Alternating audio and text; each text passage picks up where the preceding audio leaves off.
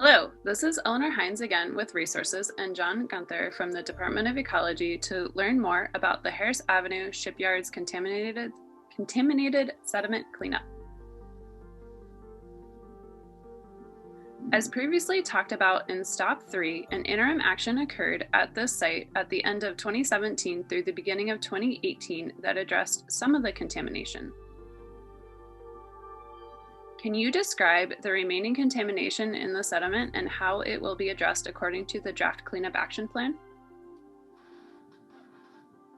The interim action that the port completed in 2018 was basically a complete cleanup of 1/3 of the entire site, both upland and in water.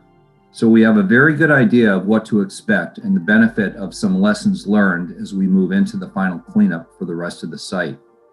The nature and extent of sediment contamination in the remaining 2/3 of the sediment site are similar to what we successfully cleaned up during the interim action.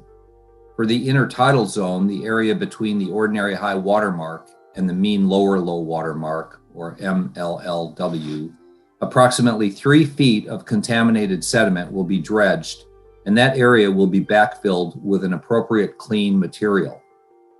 For subtidal zone, the area waterward of the mean lower low water mark, the sediment will be dredged to cleanup levels, anticipated to be a depth of about 2 to 4 feet based on current sediment quality data.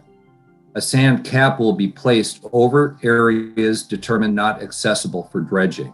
The contaminated sediment will likely be placed on a barge and transported by barge to a transloading facility in Seattle for eventual upland disposal. We also anticipate encountering both treated and untreated wood piles like we did during the interim action, and we have a plan for removing those as well, if we can.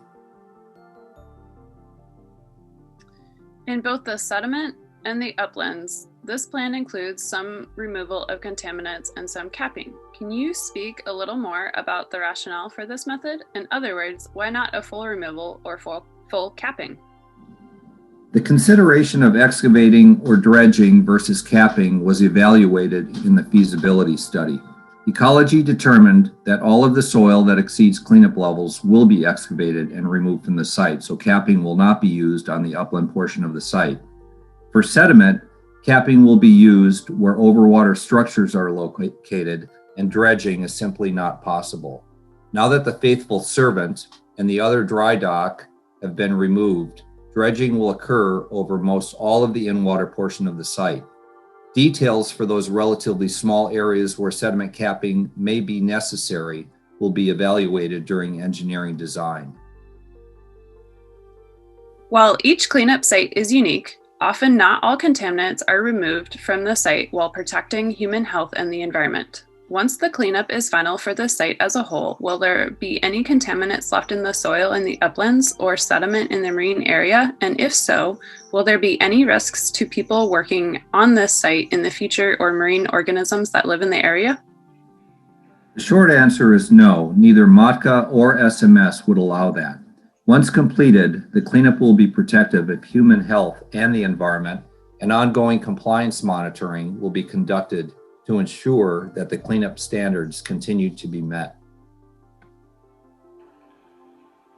The Harris Ave Shipyard site is currently vacant, but will likely see some industrial use again in the near future.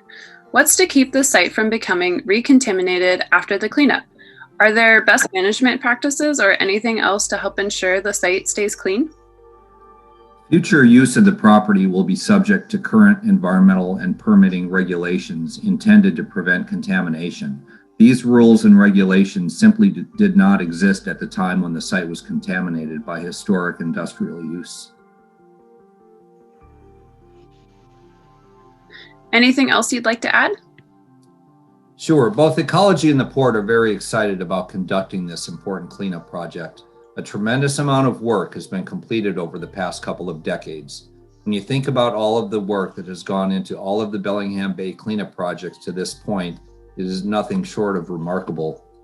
To be this far along and at this stage in the cleanup process on so many of the Bellingham Bay cleanup sites is something that the port, Ecology, and the entire community should be proud of. Ecology looks forward to responding to comments on this draft cleanup action plan, finalizing the cleanup action plan, and working with the port on a pre-remedial design investigation work plan. Once that work is completed, we can start with the engineering design for the final cleanup. It certainly is exciting to see this and other sites in Bellingham Bay move along in the cleanup process. Thanks so much, John. Next on this tour, we will hear from Ian Fowley with the Department of Ecology on how you can participate in the public process and to make your voice heard during the public comment period for the Harris Avenue Shipyard cleanup site.